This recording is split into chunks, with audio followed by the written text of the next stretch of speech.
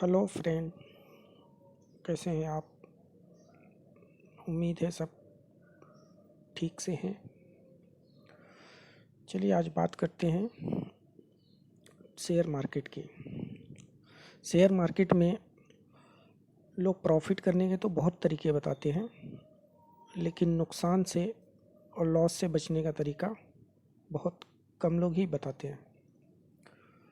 उम्मीद है आपको ये वीडियो पसंद आएगी, तो इसे लाइक और शेयर और सब्सक्राइब करेंगे। सबसे पहले बात करते हैं स्टॉक मार्केट। स्टॉक मार्केट में शेयर बाई करना और सेल करना दो ऑप्शन रहते हैं, और हमारी दिक्कत ये होती है कि जब भी हम स्टॉक बाई करते ही या तो वो नीचे चला जाता है, या जब सेल करते हैं या तो ऊपर चला जाता है। तो दोनों सूरतों में हम लॉस कर लेते हैं। इस लॉस को हम मिनिमाइज़ कैसे करें या इसे कम से कम कैसे करें, आज इस पे बात करेंगे। ठीक। और जितने भी ट्रेडर हैं उसमें से आप रेशियो देखेंगे अगर, तो most of trader share market में 95% से ज़्यादा लोग लॉस करते हैं, और सिर्फ 5% के आसपास ही कांस्टेंट प्रॉफिट कर पाते हैं। वो क्यों कांस्टेंट प्रॉफिट कर पाते हैं और 95% लोग क्यों लॉस करते हैं? इसका कारण है सबसे बड़ा हमारी खुद की ट्रेडिंग। जब तक हम सही तरीके से ट्रेड नहीं करेंगे तब तक हम लॉस से नहीं बच सकते।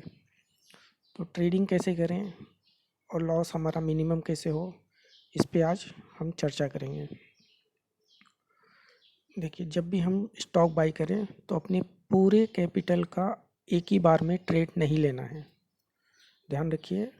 समझ लीजिए आपके अकाउंट में 10,000 रुपये हैं, तो 10,000 का एक साथ में एक ट्रेड नहीं लेना है, उसे आप पार्ट में डिवाइड करिए। उससे होगा क्या, जब भी आप ट्रेड लेंगे तो आपके पास उस ट्रेड के लॉस को रिकवर करने के लिए दूसरा ट्रेड के लिए आपके पास अकाउंट में बैलेंस होंगे।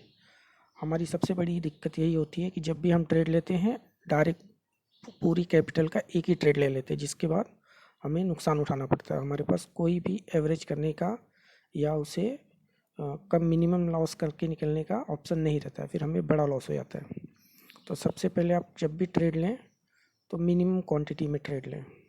मिनिमम क्वांटिटी ट्रेड से बेनिफिट ये रहेगा कि आप स्ट्रेस फ्री रहेंगे, और अगर आपका ट्रेड आपके अगेंस्ट भी आ रहा है तो आप चिंता नहीं करेंगे।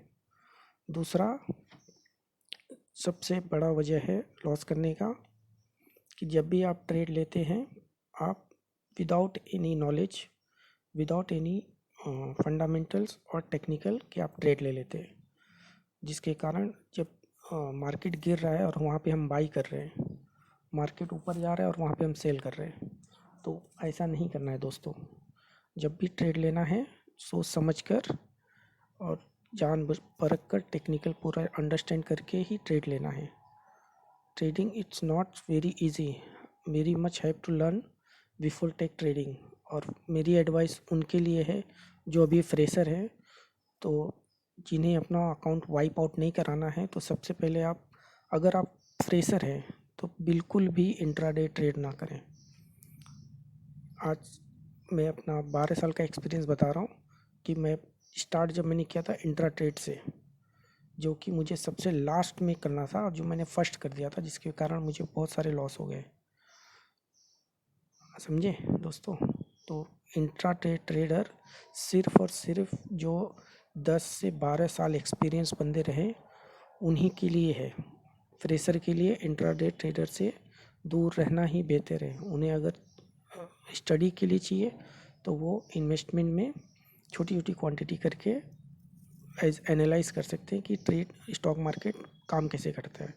क्योंकि अगर आपने ट्रेड ले लिया इंट्राडे में तो वो लीवरेज के साथ में आपका कैपिटल थोड़ा भी लॉस हुआ तो आपका कैपिटल वाइप आउट हो सकता है, जिसके कारण आपको भारी नुकसान उठाना पड़ सकता है। तो इंट्राडे सिर्फ और सिर्फ जो 8 से 10 साल 12 साल 15 साल एक्सपीरियंस बंदे रहते हैं उनके लिए रहता है। इंट्राडे ट्रेडर सबके लिए नहीं है। तो इस बात को एकदम गांठ बांध कर ध्यान रखिए। इंट्राडे ट्रेडिंग के लिए बहुत सारी स्किल चाहिए। आपको एक एक सेकंड में डिसीजन लेना पड़ता है, कब बाई करना है, कब सेल करना है, कब शॉर्ट करना है, कब नीचे कवर करना है, कहाँ पे मुझे बुक प्रॉफिट करना है, कहाँ पे मुझे स्टॉप लॉस हिट करा के निकल जाना है। तो उसमें बहुत सारे टर्म्स एंड कंडीशन है। तो इंट्राडे ट्रेडर बिल्कुल भी फ्रेशर्स के लिए या जो कम एक्सपीरियंस है उनके लिए नहीं है, समझे दोस्तों। और कुछ और वीडियोज़ आने वाले हैं मेरे, तो उनमें मैं बताऊंगा कि लॉस को मिनिमाइज करके हम अपना स्क्रीन एवरीडे प्लस में कैसे जाएं। उसमें एक हिंट मैं दे देता हूं कि जब भी आप ट्रेड लेते हैं, आपने ऑब्जर्व किया रहेगा, मैक्सिमम ट्रेड आपका प्रॉफिट में रहेगा। मेरे एक फ्रेंड का एक एक्सपीरियंस मैं शेयर करता हूँ। उसने ट्रेड लिया था, उसका स्टॉप लॉस उसने 7 पॉइंट रखा था, 1000 का क्वांटिटी उसने बाई किया था। वो स्टॉक 28 रुपीज़ ऊपर गया उसके बाई प्राइस से, यानी उसको 28,000 का प्रॉफिट हो रहा था। मगर वो बंदे ने 28 का प्रॉफिट नहीं काटा और उसका 7000 का जो नीचे स्टॉप लॉस रखा था वो आके हिट किया। अब आप इसमें ध्यान दीजिए कि उसने कहाँ गलती की। जब उसने मुझे कॉल किया और बताया कि यार ऐसा ऐसा हो गया, तो मैं बोला तुमने सबसे बड़ी मिस्टेक ये की, जब 28,000 का प्रॉफिट तुम्हारा आ रहा था, तुमको 20,000 पे तुम्हारा बुक प्रॉफिट का एसएल रखना चाहिए था। आया दोस्तों समझ में? यानी हमने आया हुआ पैसा भी गंवा दिया और जो हमारा कैपिटल था वो भी लॉस कर दिया। तो सबसे पहले ट्रेडिंग का ये रूल कि आए हुए पैसे को जाने नहीं देना है। जब भी प्रॉफिट आए पार्टली बुक करते रहिए। जब तक आप पार्टली बुक करना नहीं सीखेंगे, आप ट्रेडिंग में खड़े नहीं रह सकते। आप ये मत समझिए कि अरे 500 रुपया आ रहा है, सिर्फ 1000 रुपया आ रहा है। वो 500 1000 रुपया ही जब इवनिंग होगा तो आपके अकाउंट में 5000 10,000 प्रॉफिट दिखेगा। तो पैसे को छोटा मत समझिए, क्योंकि आप जब एसएल लगाएंगे, आपका 4 बार एसएल हिट करता है, आपका अकाउंट वाइप आउट हो जाता है। लेकिन आपके ट्रेड से 10 पॉइंट 20 पॉइंट प्रॉफिट आ रहा है, लेकिन आप पार्शली नहीं बुक करते हैं, जिसके कारण आपको लॉस होता है। तो इस बात का एकदम ध्यान रखिए कि जब भी ट्रेड करें, जब भी हमें हमारे अकाउंट प्लस दिखे, उसमें से कुछ हिस्सा प्रॉफिट का बुक कर लीजिए। अदरवाइज़ वो प्रॉफिट तो जाएगा ही जाएगा और आपका कैपिटल भी जाएगा। तो हमें कैपिटल सेव करके रखना है नेक्स्ट डे के लिए। अगर हमारा अकाउंट आज ही खाली हो जाएगा तो हम कल क्या ट्रेड करेंगे। तो दोस्तों उम्मीद है आपको ये सुझाव और ये नॉलेज आपके काम की होगी। उम्मीद है मेरी आने वाली वीडियोस को भी आप ज़रूर देखेंगे।